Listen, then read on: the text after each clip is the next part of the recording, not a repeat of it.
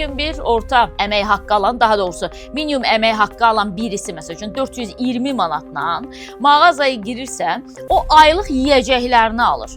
Onun ardından şalvarı cırılırsa, özünə şalvar almaqda problem çəkir. Köynəyi köhnəlirsə, köynək almaqda problem yaşayır. Çünki ancaq qidaya çatır da bu pul. Düzdür, daha çox belə istəkləri olanlar qidaya da çatdıra bilmir. Mən indi orta statistik Azərbaycanlını deyirəm də, təbii ki, bu baxımdan orta statistik Azərbaycanlını nəzərdə tuturam ki, bəli, minimum əmək haqqı ilə hər şey etmək mümkün deyil. Yəni 420 manatla ümumiyyətlə kommunal xərclərdir. Bir də ki, yenə də dediyim kimi də bir qədər də evinə bazarlıq eləyirsən və salam. İndi ümumiyyətlə nəyi mən müşahidə eləmişəm, bunu yəqin bizim izləyicilərimiz də müşahidə eləyir. Məsəl üçün də 300 manat qoyursan cibinə, girirsən marketə, nələrsə alırsan, çıxırsan, görürsən ki, elə kassada elə təqribi də eyni məbləğ gəlir. 260 manat, 270 manat. Baxırsan belə salafanlara ki, bunun dibindədir 270 manat. Mən nə almışam ki, 270 manat vermişəm buna. Düşünə-düşünə elə o minvalla da düşüncə ilə də gəlirsən. Evə də nə vaxt çatırsansa xəbərin olmur. Çünki ancaq bunu düşünürsən, 270 manat mən nəyə verdim?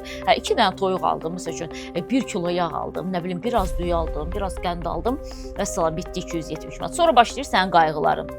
Arzu eləyirsən, ay Allah, bu ay məni toya çağırmasınlar.